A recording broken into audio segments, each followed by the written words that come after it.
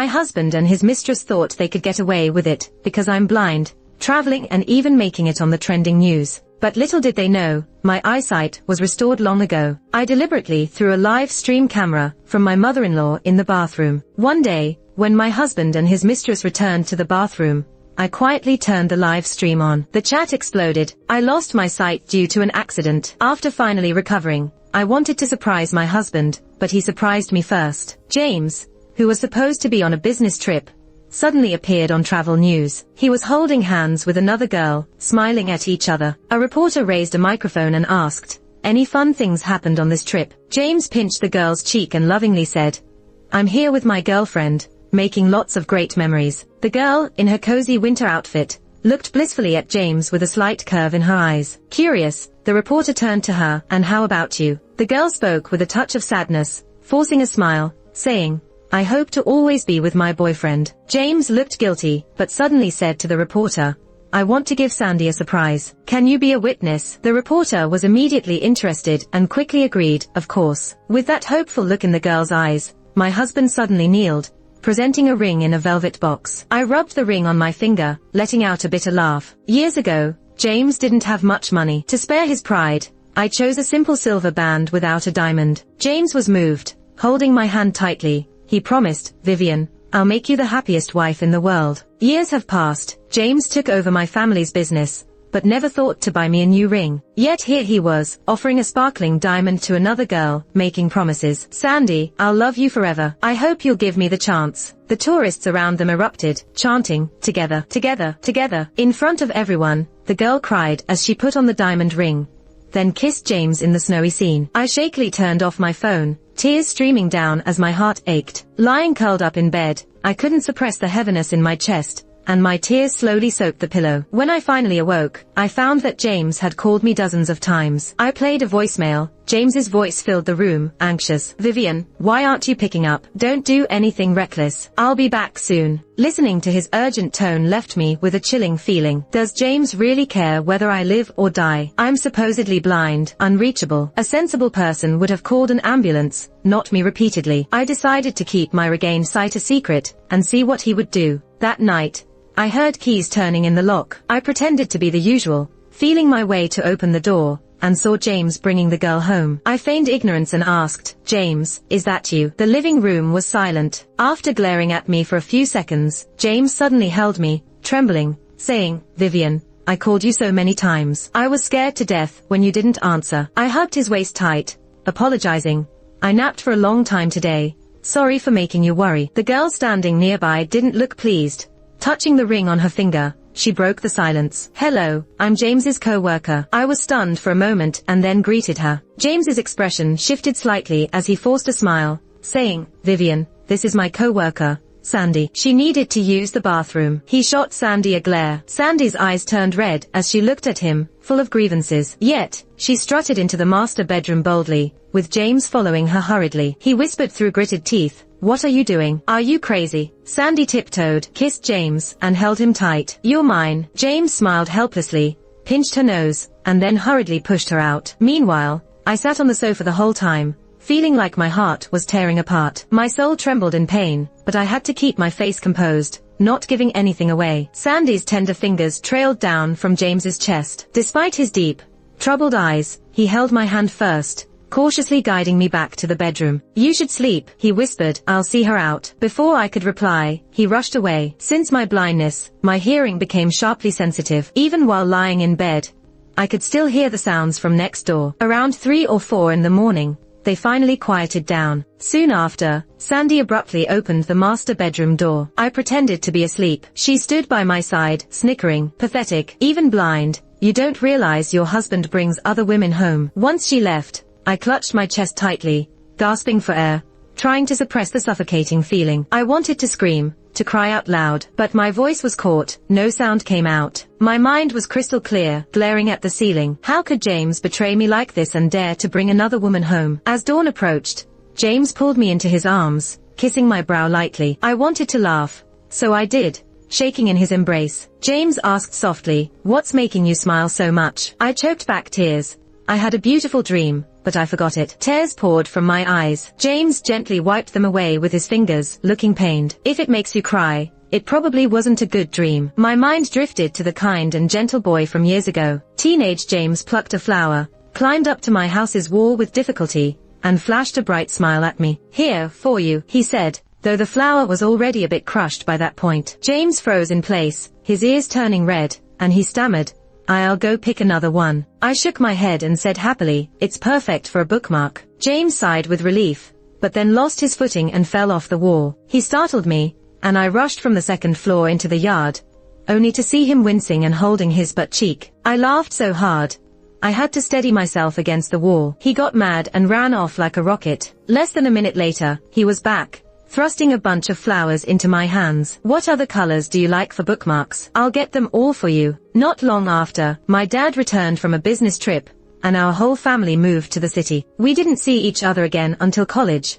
where we quickly fell into a passionate romance, always glued to each other. But my parents didn't approve of us being together. "I know you like the guy, but a good match in social class is what makes a stable relationship. You're worlds apart," they said. James lost his dad early and worked hard to pay for college himself. I thought back then, if he's willing to earn $3,000 and spend $2,500 on me, what is that if not true love? I cried and fought with my parents. I was determined to be with him. Then, an accident happened, and I injured my eye while trying to save James. With tears streaming down his face, James held me, his warm tears falling on my hand. He went on his knees before my parents, begging, "Please, give me a chance to take care of Vivian. If I ever betray her, let me drop dead right then." But in reality, he brought his mistress to bed right in front of his wife. Had I stayed blind, I might have lived deceived my whole life. I checked his chat records secretly while he was in the shower. "Sandy, when are you going to make your move?" "James, her dad's really sharp. If something happens to Vivian, her inheritance goes straight to charity. I'll get her to sign the transfer papers willingly." Looking at the screen, I couldn't help but let out a bitter laugh. At that moment, I had no more soft feelings left for James. If he intended to end things amicably, I might have been okay. But if he was going to scheme against me, he better be ready for the consequences. I backed up James's chat logs and stored them secretly. James walked out of the bathroom just then and saw me with his phone, yelling, "What are you doing?" Startled, I dropped the phone, which hit the ground with a thud. "You have a call," I said quickly, crouching to search for the phone, apologizing all the while. "James, I didn't mean to." "Don't be mad." He glanced at the phone screen and breathed a sigh of relief. Seeing me crawl on the floor, he softened a bit, feeling guilty. "Vivian, I'm sorry. I shouldn't have lost my temper." I sniffed, holding back my tears, but I shook my head maturely. "Your phone must have something important. I'm just so clumsy. Sorry for causing trouble." A trace of pain flashed in James's eyes, and he quickly wrapped me in his arms, soothingly patting my back. Then Sandy appeared, wearing his shirt that hung loosely off her, accidentally revealing marks on her skin. James narrowed his eyes, making a beeline for Sandy, and they disappeared back into the guest room. Cautiously using my cane, I found a chair and sat down. The smell of seafood porridge hit me, and I almost gagged. I've been allergic to seafood since I was a kid. A little taste and I'd break out in hives and could barely breathe. When we first started dating, James didn't know about this. To flavor the dish, he added crab powder one time. That night, I broke out, collapsing on the floor, gasping for air. James freaked out, cried as the paramedics took me away, and dropped to his knees, pleading with them. "Please save my girlfriend." A medic yelled at him for not knowing about my seafood allergy. After that ordeal, whether dining at home or outside, James kept a vigilant eye to make sure I was nowhere near seafood. Looking at the large bowl of seafood porridge, I pushed it off the table with a cold laugh. The bowl shattered, spilling the porridge everywhere, grabbing the attention of the two in the room. James rushed out, seeing the mess, and his face turned sour. "Vivian, what's with you lately? Can't you give me a break?" I just stood there, lost, a shard cutting my face and leaving welts on my exposed skin. The seafood smell made my head spin. My body broke into hives, and I quietly cried, "Sorry, sorry." James took a deep breath, suppressing his anger, and cleaned up the spilled porridge. "Come on, let's go to the hospital." I shook my head nervously. "No, I'm fine, really." He scooped me up in front of Sandy, and hurried me to the hospital in his car. After learning I was okay, he sighed, visibly relieved. Just then, his phone started ringing. It was a sweet, upbeat love song. James froze for a moment, and instinctively hung up, but whoever was calling wouldn't give up. After a few tries, James finally lost patience. "Vivian, I'll be right back." Without waiting for me to reply, he walked away. I couldn't help but smile a little, thinking of James' mom back home. I needed an excuse to get her over to our place. The nurse came out holding an info bag and looked puzzled. "Where's your husband?" I raised my head blankly and whispered, "He'll be back soon." A couple hours passed and I just sat there on the bench in the hallway. Even the nurse couldn't stand it anymore. She snapped, "What's keeping him? Did he forget his wife's still in the hospital?" The next moment, a deep male voice chimed in apologetically, "Sorry, I'm late." The man in front of me was wearing a casual suit. His sharp eyes and pale skin stood out as he sat next to me. The nurse assumed he was my husband and grumbled, "If the drip finishes, call someone." The man nodded slowly, then watched as the liquid from the four dripped down. "Vivian, are you feeling any better?" The man imitated James' voice when speaking to me. I played along, smiling at him. "I'm a lot better. Thank you for taking me to the hospital." The man seemed a bit uneasy. He gently held my hand and kissed it lightly. I was hit with a familiar cool fragrance that stirred a storm inside me. Suddenly, memories of the dark days slipped back in. James used to be so considerate, but over time, he grew impatient. Sometimes, when we went out, he'd disappear for a while. Later, he'd return apologetically, holding my hand and kissing it. That cool scent clinging to him became unforgettable. I once teased James about wearing cologne. He denied it outright. I thought he was just shy. But now, it seemed James may not be James. Perhaps he was this other man. He knew I was married, he knew where I lived, and he used James' identity and voice to get close to me. That realization sent shivers down my spine, cold sweat trickling on my back. In the next second, the man draped his jacket over my shoulders, pulled me close, and patted my back. Feeling warmer, strangely, my panic melted away. My breathing calmed down. Amidst the bustling crowd, we embraced. The tension I'd held for so long faded, and before I knew it, I fell asleep. When I woke up, the man was gone, but his lingering scent kept me wrapped in its embrace. "Miss Vivian, your husband had an emergency. He booked you a ride," the nurse said, barely hiding her disdain. "Take care of yourself. Can't let yourself be foolish," she added. I chuckled and nodded, cautiously getting up. "Can I borrow a cane?" "Here's your white cane. Be careful." The nurse handed me a light blue one. I hesitated for a second, then took it. My own cane was back at home. James left in such a hurry, he didn't remember it. But this man not only got me a cane, he even knew my favorite color. He also made sure a female driver came to pick me up from the hospital. He stayed until I got in the cab. Back at the apartment complex, I bumped into James' mom, who had come rushing over. She saw me holding the hospital's plastic bag and looked surprised. "James is working overtime, right?" I nodded obediently. "He's been getting calls like crazy, probably busy. He better have eaten by now." "Vivian, even though you're blind, you still need to take care of him. That's a woman's role," she lectured. While listening, instead of getting annoyed, I felt more excited. As she knocked on the door, she noticed the marks on James' neck and exploded. Her face fell, and she snidely remarked, "My son worked all day, and he still has to cater to someone at night." James, seeing me behind his mom, turned pale. "Mom, how dare you call me mom?" she scolded. "Look at your neck. Can you still face people?" Hearing the commotion, Sandy stepped out. When James' mom noticed her marks, she got even more furious. James quickly covered her mouth, gritting his teeth. "Don't say anything. Let me explain." Minutes later, she stormed out of the bedroom, glaring at Sandy. "Guess these mosquitoes are pretty fierce, biting your neck like that." Sandy, eyes brimming with tears, held back in silence. Trapped in the mess, James looked exhausted. This scene was exactly what I anticipated. I brought his mother here, because she raised James on her own. She couldn't stand any woman getting too close to her son. Once I learned she bathed him and even spied on him with a camera, I blew up on her. "We've gotten by on our own. Who are you to take my son?" she snapped. James had to plead with her for ages before she toned it down. Now, with Sandy's audacity, and having seen those marks, James' mom was livid. After moving in, she set up hidden cameras in front of me, which could broadcast live. I thought it over, put on plastic gloves, and placed one camera in the bathroom of the guest room. One day, when she went shopping, I made an excuse to get my eyes checked at the hospital again. That man showed up once more, masquerading as a cab driver.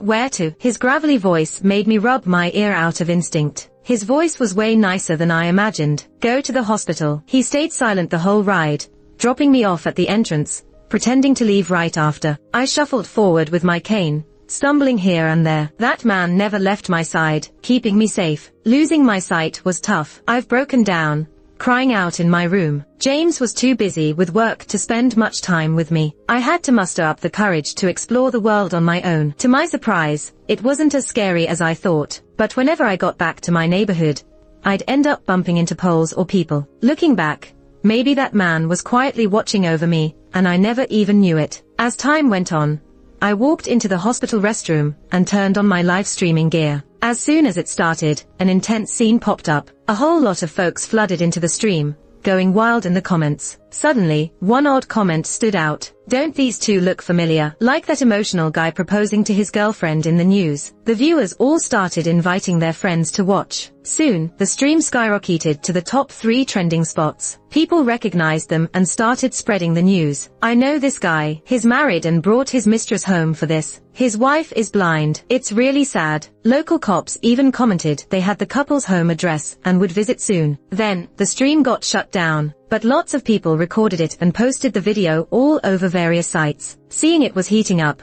I got my follow-up report from the hospital. Then, that man rushed over. "Don't go home." He seemed too nervous to fake his voice. Probably knew about James's cheating. His anxious eyes warmed my heart, but I had to see this drama through. "Who are you?" I acted scared, shouting, "Keep it up and I'm calling the cops." Seeing the disdain in my eyes, he bit his lip, his eyes glistening with unshed tears. I felt torn inside, but pushed him away, taking a cab back home. Didn't even get through the entrance when the guard gave me a sympathetic look. He patted my shoulder gently. "Something happened at your place. The police are there now." I was shocked, asking urgently, "Was there a break-in? Are my husband and his mom hurt?" The guard hesitated, unable to explain clearly. He sighed, "Hold on to my shoulder. You'll see what's up." Things had blown up. A crowd was gathering outside my home. Even from afar, I could hear James's mom's angry voice. "Sandy, you witch, installing cameras in the bathroom to ruin my son's reputation." Sandy's hair was a mess, face swollen from being hit. She shot back, furious,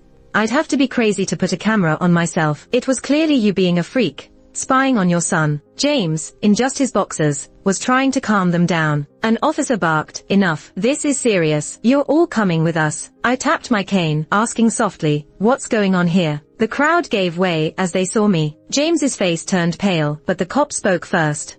Your husband's caught distributing obscene content. We need you to come with us too." I was stunned, voice trembling. "Did he sell those kinds of tapes?" An old lady lost her patience. "Your hubby brought his mistress home and streamed it. The whole neighborhood knows." I swayed in disbelief, tears welling, stirring sympathy from the onlookers. James rushed over, pulling me into his arms. "Vivian, let me explain. You just had your mistress, and now you want your wife to forgive you." A burly guy pointed to the marks on James's skin, scoffing. Sandy was red-eyed, choking back sobs. "It's the unloved who's the mistress. She just happened to take the wife's spot first." What's so great about that? Everyone was dumbstruck, and some women were visibly angry. "Mistress with a right, are you serious? Broadcasting the whole thing. Disgusting. If you were my daughter, I'd drown you at birth to save others the pain." Desperate tears streamed down my face. I swung my cane at him, yelling, "James, you shameless pig." He staggered back, a blood streak across his face, coughing out 2 bloody teeth. James's mom snarled, kicking me to the ground. "Rebellion. How dare you hit my son?" I curled up in pain,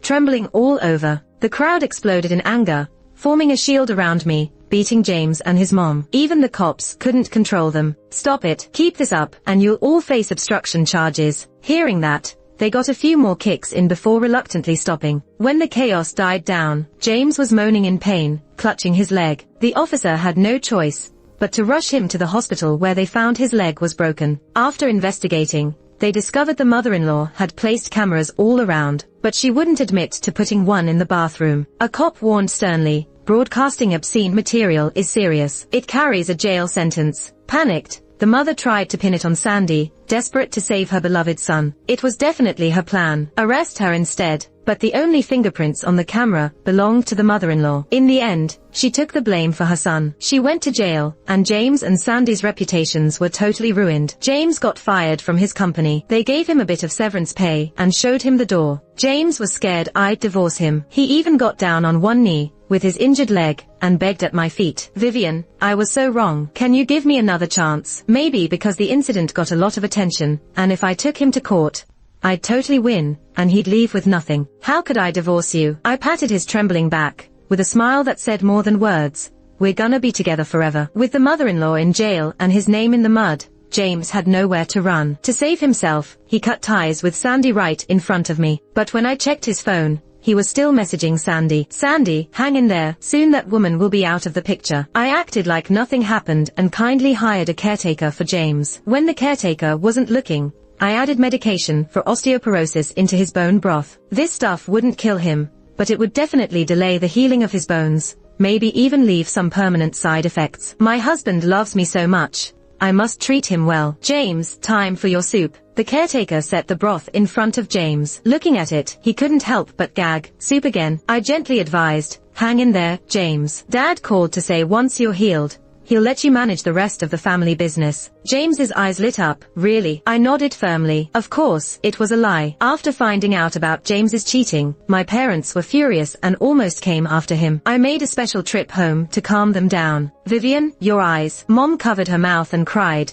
hugging me tightly. Dad had a stern look, but with red eyes, said shakily, good, good. Once they calmed down, I shared my plan. Mom worried, it's too dangerous. Just divorce him. Mom, he wanted me dead. I said calmly, he's going to pay. Dad shouted his approval, beaming at me. That's my girl. Mom nodded, eyes filled with anger. Don't worry, even if it means our lives, we won't let our daughter suffer. My heart ached, feeling remorse. I regretted being so stubborn and blind, causing my parents so much worry. They never blamed me and only wished for my happiness. As the hour grew late, I worried James would get suspicious, so I hurried back. Returning home, I noticed someone was moving into my building. In the crowded chaos, someone bumped into me. Watch your blind self, causing trouble, he grumbled. Just before I fell, a warm pair of hands caught me. Are you okay? I was stunned seeing the familiar man before me. I'm Nick, the new guy in the building. Nick lowered his gaze, fixating on me without holding back, knowing I couldn't see. His eyes held a fascination,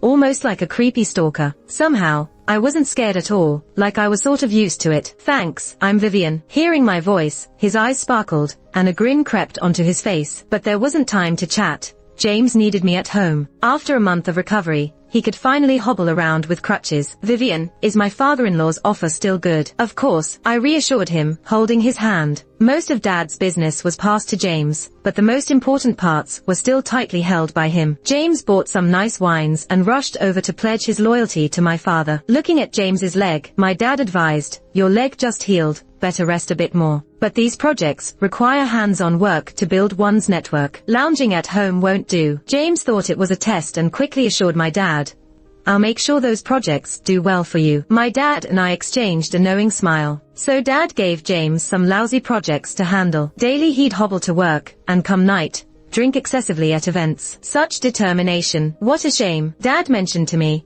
But cutting out the rot is how you get new growth. Not lifting my head from my work, I replied, don't worry, I've got this. Dad started guiding me on business matters. Being his child, I had inherited his business sense, but I'd placed too much faith in James. Learning now, not heeding elders leads to losses. Dad pointed out the window. And what's with that man? Nick stood in the sun like a statue. Don't worry about him. He'll pass out from heat stroke soon, and someone will take him to the hospital. Dad was about to speak, but I cut him off. Pitiful folks always have bad luck. This is a lesson I'll remember. Well, you could keep him around for fun. I jerked my gaze up, shocked to hear such words from my strict father. Inheritors are necessary. Forget it. He may look good, but he seems dumb. Risking the next generation isn't worth it. Dad seemed torn, finally sighing, suit yourself. A few days later, James slipped and tumbled down the stairs. With all the osteoporosis meds he'd taken, his bones were fragile, barely tougher than hardtack. This time it wasn't just the leg. His rib broke and stabbed into his lung,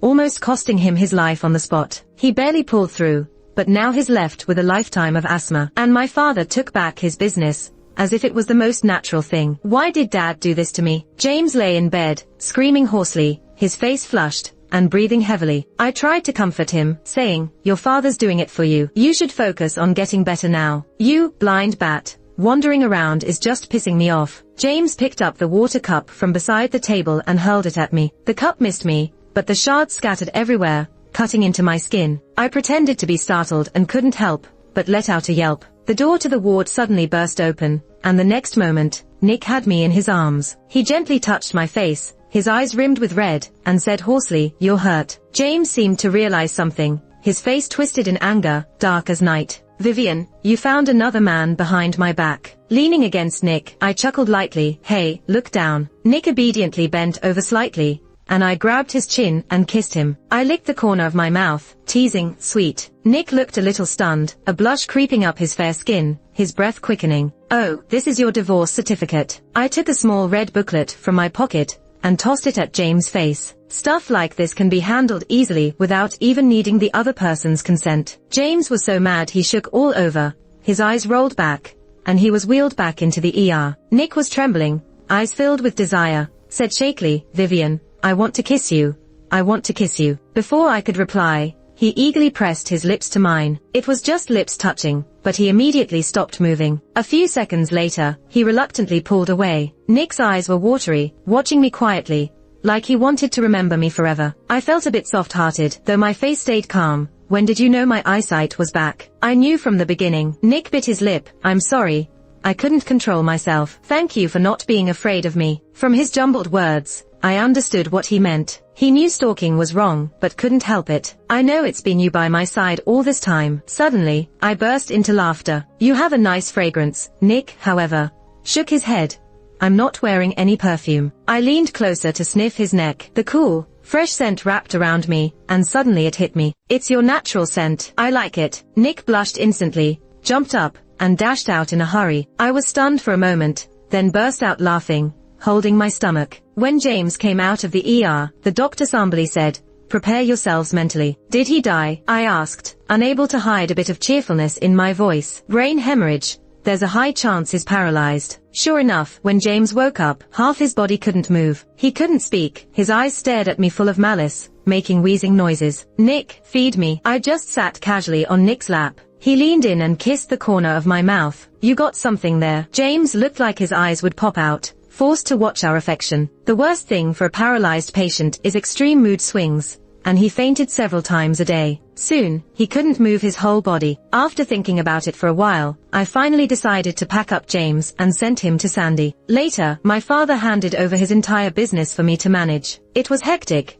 but once I got the hang of it, I suddenly thought about James and Sandy. The two of them together should be happy, right? I had someone look into their situation, but the outcome was surprising. James seemed to be abused by Sandy. No one helped him move, so he developed bedsores. His whole body was ulcerating and foul-smelling. Sandy let him wail in agony on the bed, living every day in filth. The stench in the house was unbearable. She couldn't take it anymore and slammed the door, leaving. A few days later, James starved to death. The neighbor next door, a medical examiner, smelled the odor of a corpse and immediately reported it to the local police station. The police broke into the house and found his body starting to decompose. They arrested Sandy immediately, charged with willful neglect leading to death. She ended up in prison, probably not getting out for at least a decade. My former mother-in-law, just released from prison, fainted again upon hearing about her son's death. After waking up, she had a stroke too. I truly thank my lucky stars for getting out of that hellhole. Otherwise,